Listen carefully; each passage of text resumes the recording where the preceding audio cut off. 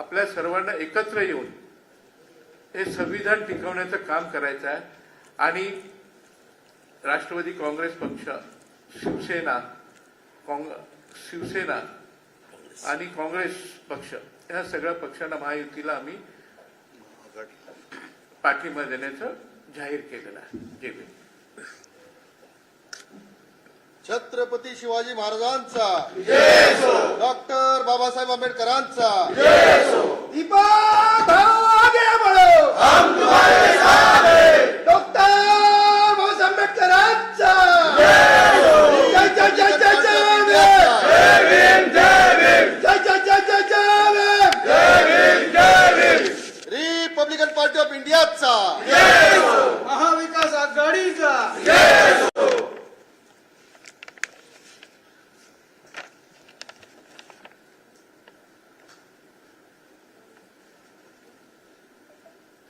या देशामधलं दिवसेंदिवस वातावरण हे ह्या निवडणुका जनता ताब्यात घेते असं दिसतंय. आज सकाळी मी एक व्हिडिओ बघितला. राजकारणाशी कुठलाही संपर्क नसलेले विद्यार्थी रस्त्यावर उभे होते आणि त्यांचा इंटरव्ह्यू घेतला गेला. त्या पोरांच्या विचारांमध्ये इतकी स्पष्टता होती की त्याच्यावरून कळतंय की डिक्टेटोरियल ॲटिट्यूड हा पोरांना किती समजतो आणि त्याचे परिणाम त्या पोरांच्या मनावर काय होत आहेत. तो व्हिडिओ आपणही बघून घ्या. आज सकाळपासून तो व्हिडिओ व्हायरल होतोय आणि मला खरोखरच जर अशी परिस्थिती असेल तर निवडणुका एकीकडे पण ह्या देशातला विद्यार्थी जागा झालाय हे खूप महत्वाचं आहे. मी अजूनही तुम्हाला आठवण करून देतो की इंदिरा गांधींच्या विरोधात जी लढाई सुरू झाली ती पहिल्यांदा लढाई नवनिर्माण आंदोलनातनं सुरू झाली आणि दोन्ही ठिकाणी विद्यार्थी आंदोलन झाले. एक बिहारमध्ये झालं आणि एक गुजरातमध्ये झालं आणि दोन्ही सरकार अडचणीत आली. त्याच्यानंतर या दोन विद्यार्थी संघटनांनी जयप्रकाश नारायण यांना आमंत्रित केलं आणि त्याच्यानंतर जनता पार्टीचं पुढचं युग सुरू झालं. विद्यार्थी हा दिशा बदलतो हे आता लपून राहिलेलं नाही. त्यामुळे आजचा व्हिडिओ पाहून मला नक्कीच येणाऱ्या काळामध्ये काय घडणार आहे हे थोडं आता दिसायला लागलंय.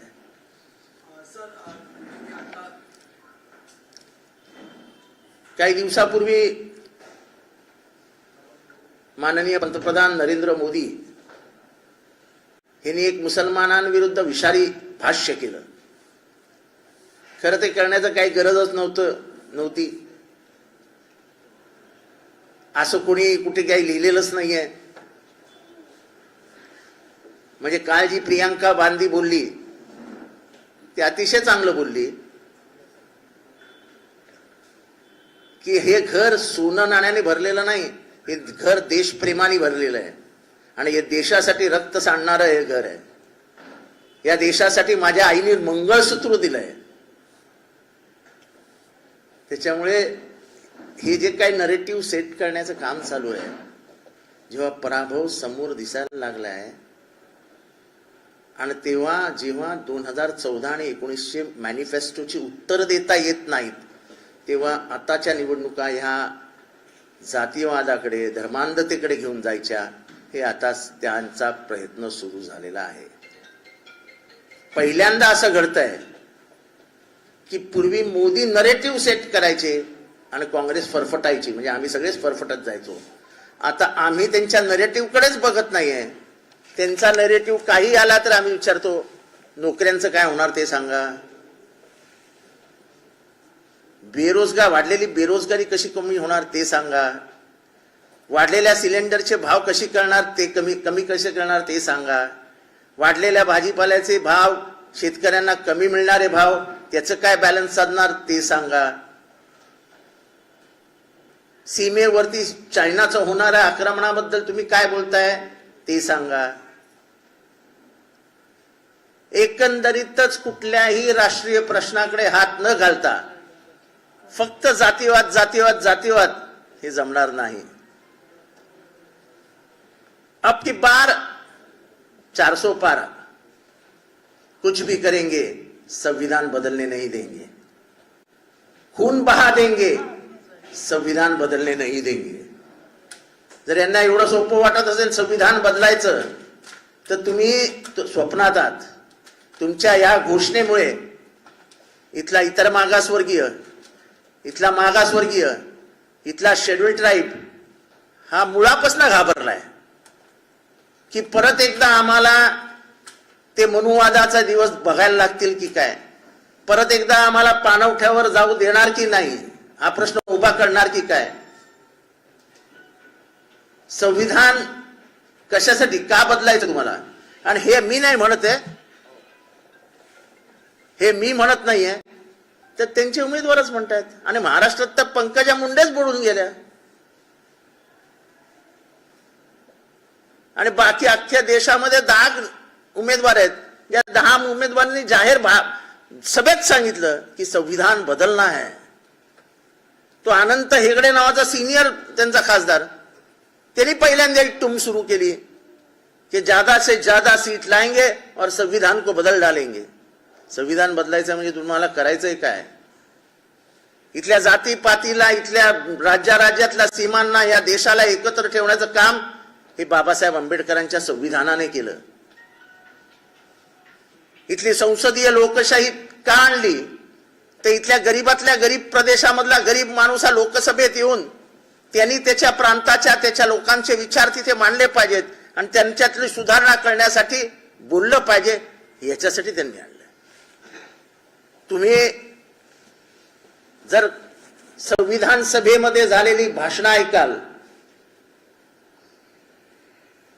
तर त्या भाषणांमध्ये जे काही चर्चा झाली आहे त्या चर्चेचं सगळं वर्णन ऐकल्यानंतर आपल्याला भयंकर कौतुक वाटतं.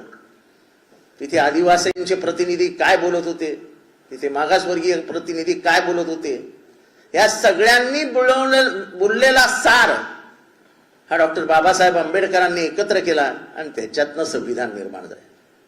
आणि संविधान हे सर्वसामान्य, गरीब, अल्पसंख्याक, दलित ह्या सगळ्यांना जिथे मुख्य प्रवाहामध्ये येण्याची संधीच नव्हती, त्यांना ही संधी देण्यासाठी म्हणून संविधान आलं. संविधान हे माणसाला ताकद देण्यासाठी नाहीये, इथल्या गरीब माणसाचा तो खुराक आहे जिवंत ठेवण्यासाठी. आणि त्यामुळे हे संविधान ते बदलूच शकत नाही. जसं मी सुरुवातीलाच सांगितलं, खून की नदियां बहा देंगे लेकिन संविधान बदलने नहीं देंगे. वाटेल ती किंमत मोजावी लागली तरी चालेल, संविधानाला हात लावू देणार नाही. साधं उदाहरण,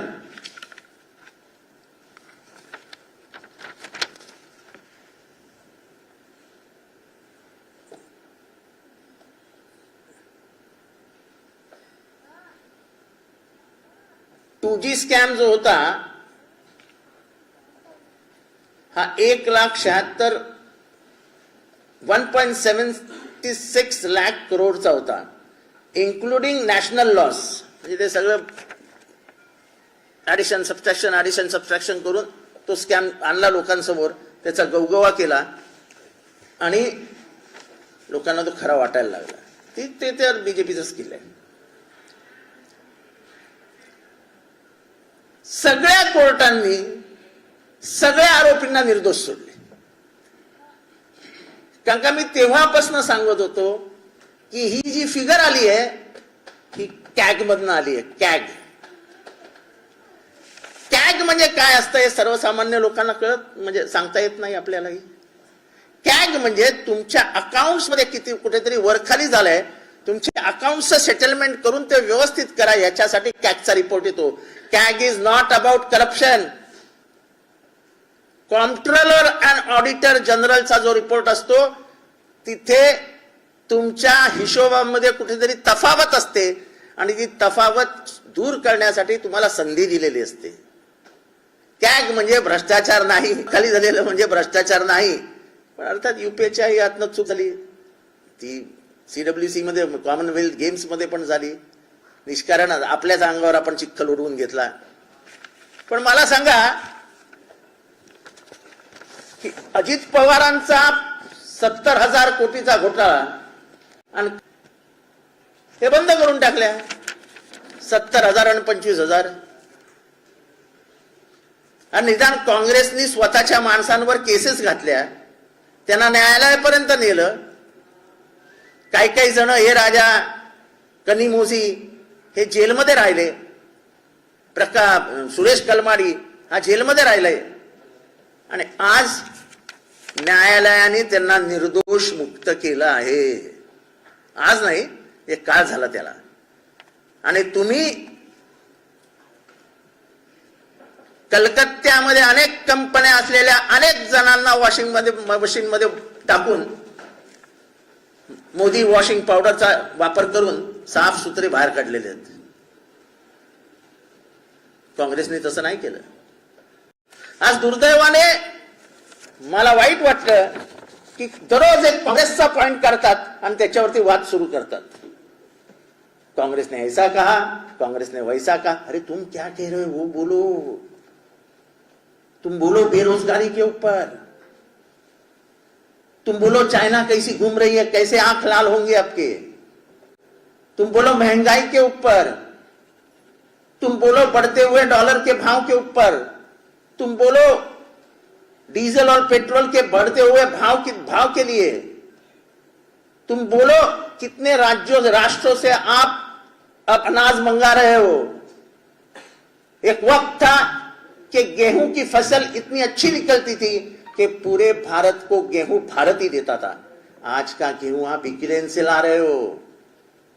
ये शायद आम आदमी को पता नहीं होगा, लेकिन 2014 तक जो ताकत यहां के किसानों को दी गई, उनके मैक्सिमम सपोर्ट प्राइस के ऊपर जो काम हुआ, उसके वजह से खुश हुआ किसान.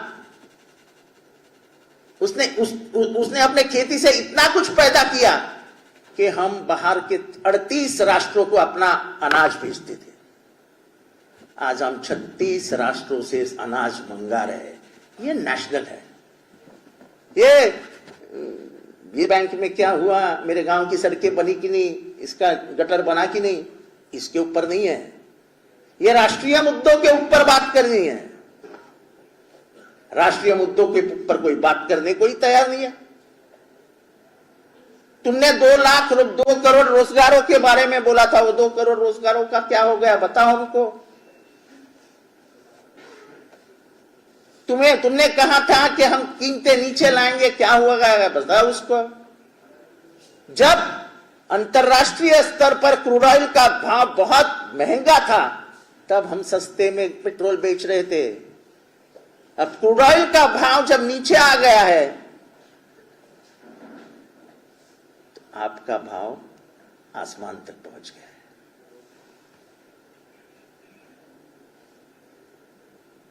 आप जो 2014 में जिस जोर से बात करते थे कि कांग्रेस ने लूट लिया 70 सालों में, जो 70 साल में कभी नहीं हुआ, वो आज हो रहा है. आज भारत में वर्ल्ड लेबर ऑर्गेनाइजेशन कहती है कि 84% नौजवान भारत में बेकार है. मैं नहीं कह रहा हूं. आप जो क्या ट्रिलियन इकोनॉमी, 5 ट्रिलियन इकोनॉमी, अपनी जमता नहीं, गरीब आदमी हो, अभी तक 100 की नोट देखी है. वो 5 ट्रिलियन इकोनॉमी का क्या हो गया? क्योंकि उसके निर्देशांक में, जागतिक निर्देशांक में आप 139वें पोजीशन पे हो. पॉवर्टी इंडेक्स में आप पाकिस्तान, बांग्लादेश और अफगानिस्तान के पीछे हो. एक और इंडेक्स निकलता है, वो है हैप्पी इंडेक्स. यानी इस देश में खुशी कितनी है, लोक किती आनंदात आहेत, त्यांची मानसिकता कशी आहे, ही पण मोजली जाते आंतरराष्ट्रीय स्तरावर. ह्याच्यातही अफगाणिस्तान, श्रीलंका आणि पाकिस्तानच्या मागे आहोत आपण. म्हणजे या भारताला खुश ठेवण्यासाठी आणि त्यांना हसवण्यासाठी, त्याचा आनंद उपभोगण्यासाठी तुम्ही काहीच काम केलं नाही. म्हणजे जगातलं म्हणणं आहे की बांगलादेश तुमच्यापेक्षा चांगला आहे, नेपाळ चांगला आहे, आपण कुठे आहोत? आणि दररोज हे हिंदू मुसलमान हिंदू मुसलमान हिंदू मुसलमान, काही फरक पडत नाही, आम्हाला लक्षच द्यायचं नाही त्याच्याकडे. तुम्ही कर्नाटकमध्ये शेवटच्या दिवशी म्हणजे शेवटच्या 2 दिवसामध्ये जेव्हा तुम्हाला लक्षात आलं की कर्नाटकमधनं आपण साफ होतो, तेव्हा तुम्ही एक प्रयोग केलात आणि तुम्ही स्वतःच घोषणा दिली, बजरंगबली की जय, मोठ्यांदा. काही निवडणुकांवरती परिणाम झाला नाही. 138 सीटा काँग्रेसला मिळाल्या आणि काँग्रेसचा मुख्यमंत्री झाला. पहिल्या चरणाचं निवडणूक संपली, पहिल्या टप्प्याची, आणि जेव्हा गुप्त रिपोर्ट आले की ह्या टप्प्यामध्ये तुमचं काही खरं झालेलं दिसत नाही, तेव्हा दुसऱ्या दिवशी त्यांनी लगेच हा हिंदू मुसलमानांचा मुद्दा पुढे केला. त्याच्यानेही काही फरक पडत नाही. शेवटी लोक लढतात, जगतात, मेहनत करतात, ते फक्त पोटासाठी, आपल्या पोराबाळांच्या शिक्षणासाठी, आपलं उत्पन्न कसं वाढेल ह्याच्यासाठी. शेतकरी शेतात राबतो, त्याच्या मालाला भाव मिळवण्यासाठी. ह्याच्यावरती आपण बोलतच नाही. तुम्ही एकेकाळी सांगितलेलं की शेतकऱ्याच्या मालाचा भाव दुप्पट करेल, असा अर्धा पण नाही राहिला ते शेतकऱ्याच्या मालाचा भाव. 400 पार 400 पार 400 पार. क्यों? संविधान बदलना है क्या? आणि आधीच आम्ही सांगितलंय कि खून की नदियां बहाने को हमें मजबूर मत करनो, हम आपको संविधान को हाथ नहीं लगाने देंगे, चाहे वो कीमत गिनने के लिए हम तैयार है, देने के लिए हम तैयार है, लेकिन हम संविधान को हाथ लगाने नहीं देंगे. संविधान इस देश का आत्मा है, इस देश के आत्मा को आप हाथ नहीं लगा सकते हो.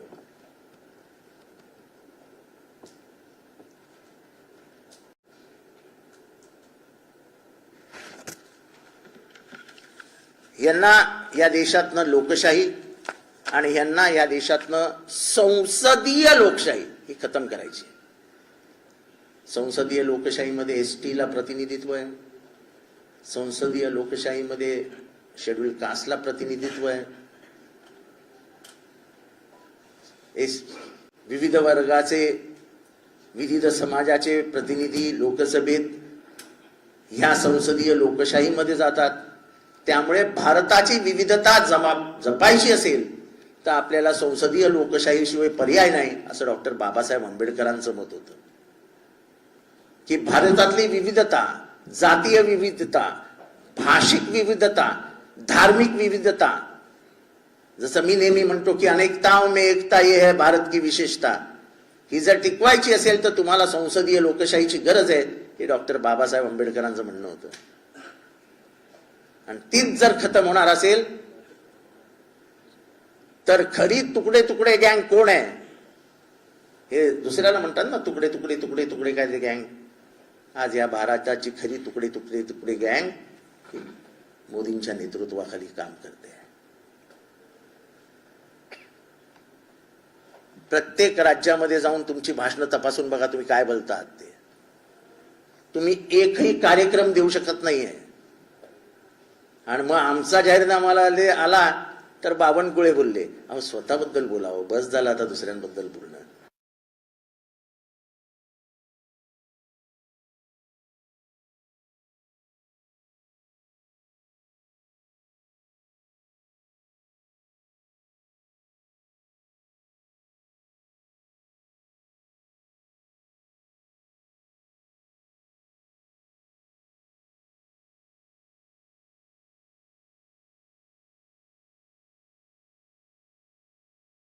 भारतात मी तोंडपाठ सांगू शकेन.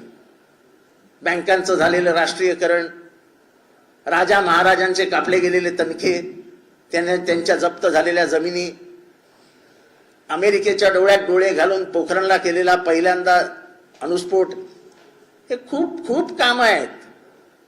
या 10 वर्षात असं एकही काम दाखवा.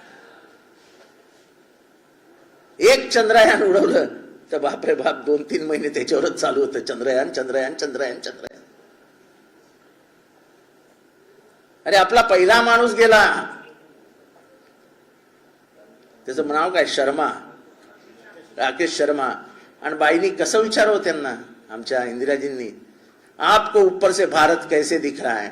आणि त्यांनी उत्तर काय सुंदर दिलं, सारे जहां से अच्छा हिंदुस्तान हमारा. काय भाव होते, काय भावना होत्या. मी मी मी मी असं कधी झालं नाही. आणि इंडियाचा हे काय घोषवाक्य काय पहिलं संविधानातलं, we the people of India. Babasaheb आंबेडकरांनी प्रस्तावनेत काय सुरुवात केली आहे? मीनी नाही सुरुवात केली आहे, we the people of India. आम्ही भारताचे लोक, आम्ही भारताची लोक, हीच आमची ताकद आहे. आणि त्या ताकदीला जर कोणी पिन मारणार असेल, त्याच्यावर आघात करणार असेल, तर आम्ही कोणीही सहन करणार नाही, हे सांगायचं आहे. तुम्ही निवडणुकीची दिशा कितीही बदलण्याचा प्रयत्न केला तरी आम्ही तुम्हाला एकच प्रश्न विचारत राहू, 10 वर्षात तुम्ही दिलेल्या आश्वासनांचं काय झालं तेवढंच सांगा.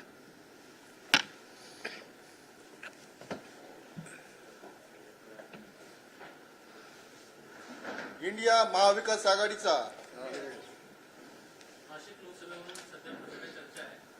सुभाष भुजबळ इकडे म्हणतात की मुख्यमंत्र्यांची जी इच्छा होती मी शिरूरबद्दल लढावं, पण तिकडे शिरूरमध्ये अमोल कोल्हेनं देखील हेच वक्तव्य केलेलं आहे. कसं बघतात? पंकजा मुंडे बहिणीसाठी म्हणतात की प्रीतम नाशिकमधून लढू शकते. असं आहे,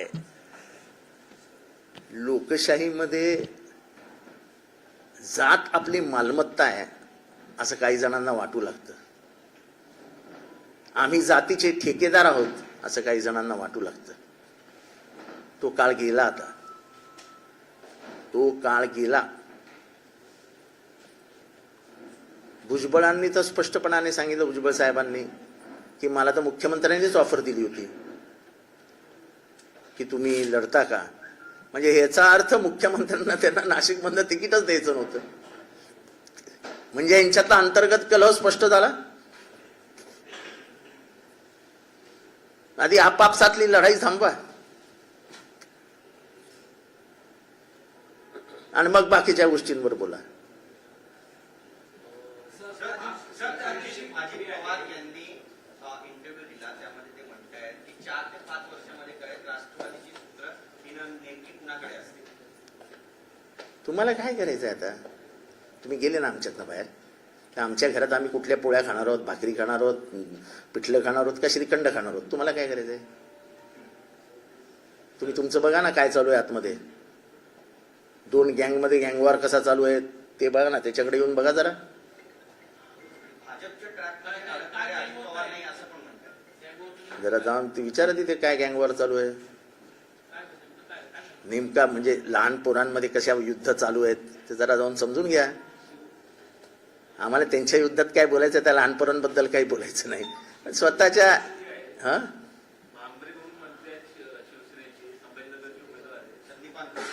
बुमरे संदीपान मुंबई त्यांनी ॲफिडेव्हिटमध्ये एके ठिकाणी म्हटलंय की पत्नी माझी शेती करते, दुसऱ्या ॲफिडेव्हिटमध्ये म्हटलंय की माझ्या पत्नीच्या नावावरती 2 वाईन शॉप आहे. कशा पद्धतीने बघताय? पत्नीच्या नावावर नाही, ते कदाचित शेतीमध्ये वाईन टाकून शेती करत असतील ना. शेतीच्या नवीन नवीन पद्धती आल्यात ना, इनोव्हेशन इन शेती. बुमरे दररोज आपले रात्रीमध्ये 2-4 विस्कीच्या बाटल्या टाकत असतील, वाढतं ना. शिकावं, बुमरेंकडे जाऊया सगळे आपण. नवीन शेतीचे प्रयोग बुमरे शिकवतील आपल्याला. शरद पवारांनी ज्या पद्धतीनं ऑडिओ ऐकवला, आता मुख्यमंत्री उद्धव ठाकरेंचा ऑडिओ ऐकवला, मोदींची स्तुती कशी? असं आहे की स्तुती करणं आणि खोटं बोलणं हे 2 वेगवेगळ्या गोष्टी आहेत. पवार साहेबांनी जे ऐकवलं ते किती खोटं बोलतात हे ऐकवलं.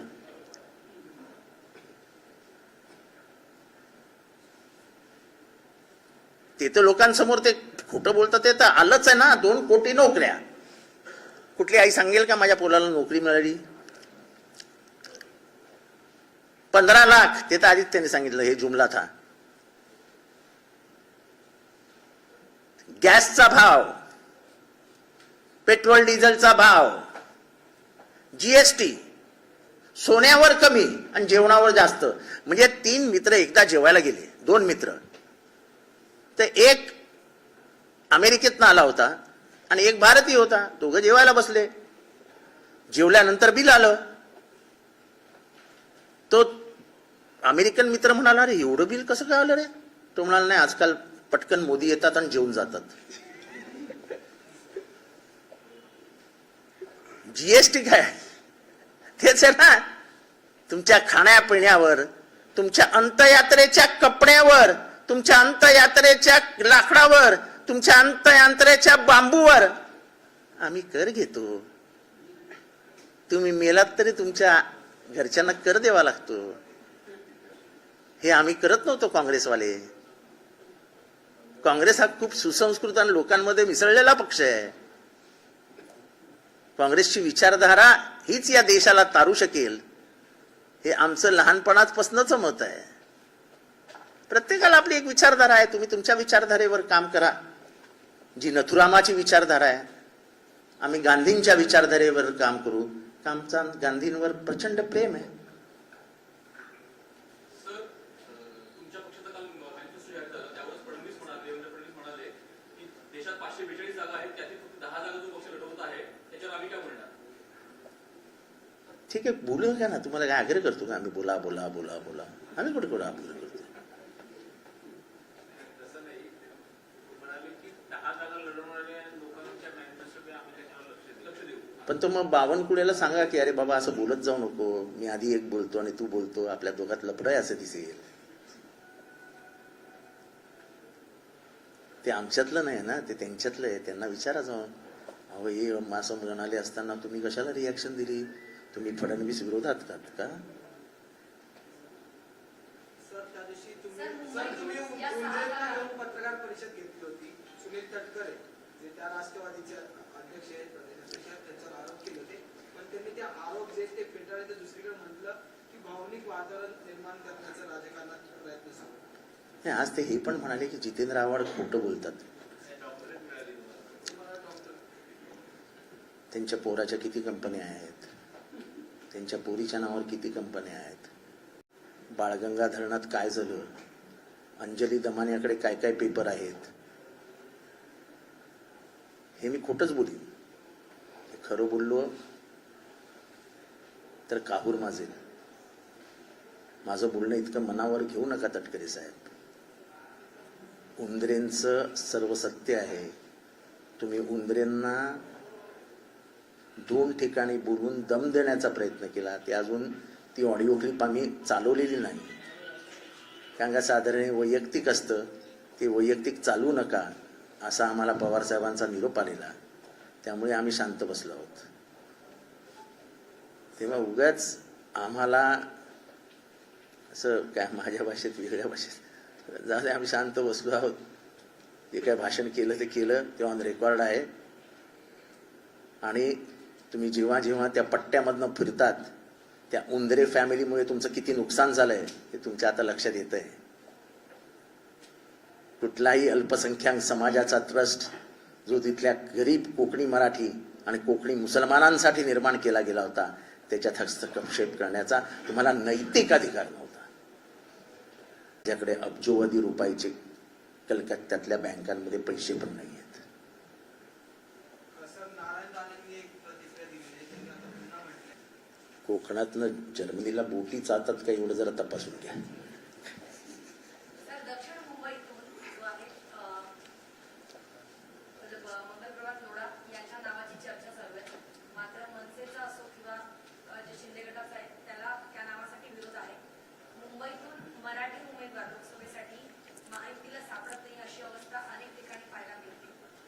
पियुष गोयल आणि मिहिर गोगलच्या यांच्या नावाची लगेच घोषणा झाली. मात्र दक्षिण मुंबईतून मंगलप्रभात लोढा यांच्या नावाची तुम्ही कसं समजत नाही की एकेकाळी हा जो आजचा यांचा पक्ष आहे त्यांना शेडजींचा आणि भटजींचाच पक्ष म्हणत होते. तर पियुष गोयल शेडजीच आहेत. त्यांचे वडील अनेक वर्ष RSSचं काम करत होते आणि त्यांची आई आणि त्यांचे वडील हे या पक्षाचे खजिनदार होते. तुम्ही पियुष गोयलची माहिती घ्या. दक्षिण मुंबईमध्ये पण तीच अवस्था पाहायला मिळते. आता असं आहे की गुजराती माणसंच वजनदार आहे, ते बीजेपीला कळलेलं आहे. पैसा त्यांच्याकडेच आहे. मराठी माणसाला विचारतो कोण? अहो असं आहे की तुम्हाला माहित नसेल तर सांगतो, एक सर्वसामान्य मराठी माणसांच्या डोक्यात कायम घुमत असलेली एक म्हण आहे, मुंबई तुमची आणि भांडी आमची. ते त्यांच्या डोक्यात आहे. पण हाच मुंबईतला मराठी माणूस यांना उखडून फेकून दिल्याशिवाय राहणार नाही, हे आता लिहून घ्या. कारण का 2 मराठी माणसांना तुम्ही असं वागवलंय त्याचा राग या महाराष्ट्रातल्या मराठी माणसांना आहे. मराठी माणूस काही सहन करू शकतो, पण त्याचा झालेला अपमान हा दुसऱ्या मराठी माणसाला वागत नाही. सर, याच मुंबईत तुमच्या मित्र पक्ष म्हणजे काँग्रेसला अद्याप उमेदवार देता आले नाहीत. एक उत्तर मुंबईचे आणि अहो उत्तर मध्य मुंबईचे अहो अहो अहो फॉर्म भरण्याच्या आधी 48 तास उमेदवार दिला की बस असतं.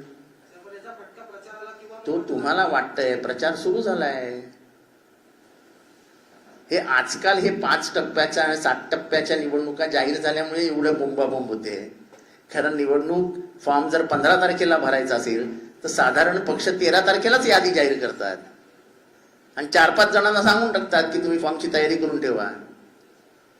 हे आता सगळं सुरू झालंय. फॉर्म भरायला सीए, एखादी फर्म, म्हणजे फॉर्म भरायलाच लाख रुपये खर्च येतो. इतका अवघड तो फॉर्म आहे. मगाशी विद्यार्थ्यांचा उल्लेख केला की विद्यार्थी क्रांती करू शकतात. TISS मध्ये म्हणजे ही चेंबूरमध्ये असलेली संस्था आहे, तिथून त्या विद्यापीठात एका विद्यार्थ्याला 2 वर्षासाठी निलंबन केलं का, तर त्यांनी NAP म्हणजे नॅशनल एज्युकेशन पॉलिसीच्या आंदोलनात सहभाग दाखवला. महाविकास आघाडीमधून फक्त एकच नेता या मुद्द्यावर बोला, बाकी कोणीच मत जे ते मांडलं नाही. मी स्वतः टेस्टमध्ये जाणार आहे आणि हे व्यक्ती स्वातंत्र्य आहे ना. कुठल्या गोष्टींवर कोणी बोलावं हे व्यक्ती स्वातंत्र्य आहे. हे व्यक्ती स्वातंत्र्य जर Tata institute of fundamental research social science TISS जर टाटा इन्स्टिट्यूटमध्ये होणार असेल तर याच्यासारखी गंभीर बाब नाही. म्हणजे दिल्लीतलं JNU आणि महाराष्ट्रातलं टेस्ट हे सारख्याच बुद्धिमत्तेचे आहेत, सारख्याच विचारांचे आहेत. त्यामुळे टिस्टच्या लोकांना एक आपण आपल्या माध्यमातूनच सांगूया की हे जे काही तुम्ही केलं असेल, नॅशनल जी काही एज्युकेशन पॉलिसी आहे ती चालण्यासारखीच नाही आहे भारतामध्ये.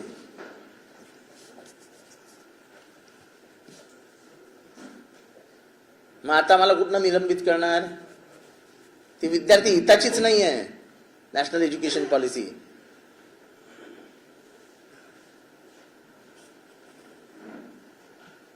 भारतातल्या समता आणि समानतेच्या विरोधात आहे नॅशनल एज्युकेशन पॉलिसी. मला कुठल्या कलमाखाली अटक करणार?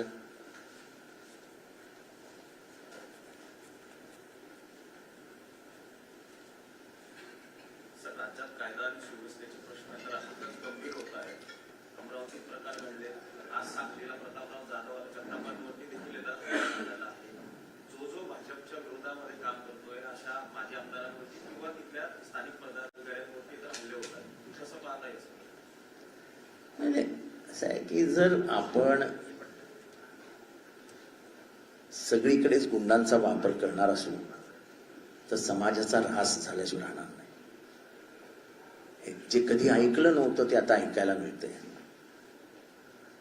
अशा गुंडांची नावं समोर येत आहेत जे फोन करतात पदाधिकाऱ्यांना, अरे जाऊ दे ना बाबा, शांत बस ना घरी. असं आहे की तो कितीही झालं तो घाबरला नाही तरी हृदयाच्या कुठेतरी एका कोपऱ्यात त्याच्या असतंच ना.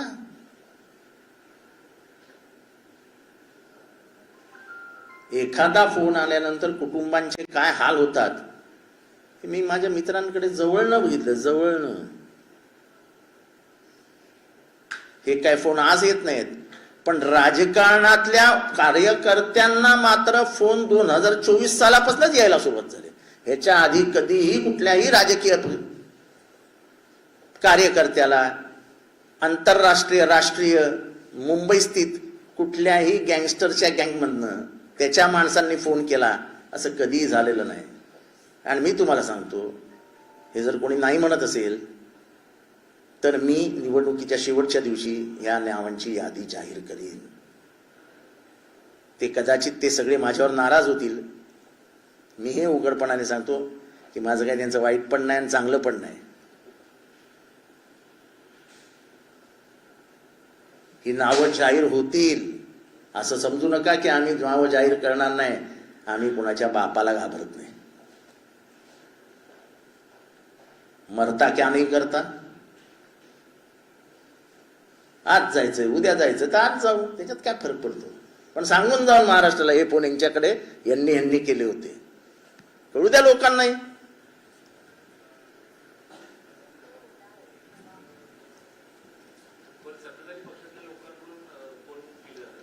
ते तुम्हाला समजेल ना. तुम्ही काय ना आजकाल शोध पत्रिकारिता बंद करून टाकली आहे. तुम्ही फिरा ना मतदारसंघांमध्ये फिरा की लोक आपाप कानावून सांगतील याला फोन आला होता, त्याला फोन आला होता. आजकाल घराच्या बाहेरच निघत नाही. सब समझ में आ जाएगा मेरे भाई. अशा गोष्टी लोक कोणाला सांगतात? माझ्या लग्नालाच सांगतील ना. याचा फोन आला होता, अरे बाबा निरोप पाठवता आला तर पाठवून द्या, शांत बसा ना, कशाला त्रास देताय.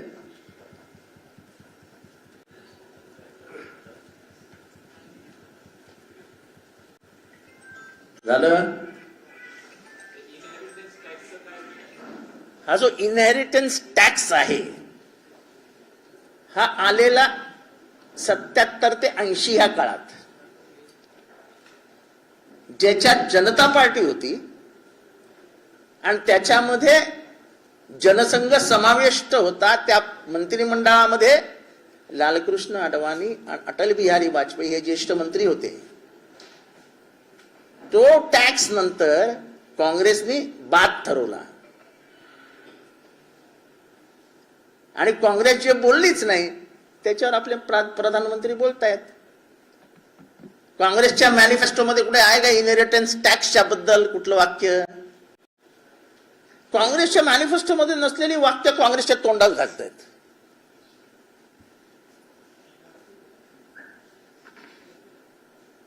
अरे आधी इनहेरिटन्स टॅक्स अर्थ तर समजून सांगा काय आहे. हे नवीन पिढीला माहित नाही आहे. हे तर आम्ही माहिती मिळवतो म्हणून आम्ही तुम्हाला सांगू शकलो की ज्या मंत्रिमंडळात अटल बिहारी वाजपेयी होते, लालकृष्ण अडवाणी होते, कुशाभाऊ ठाकरे होते,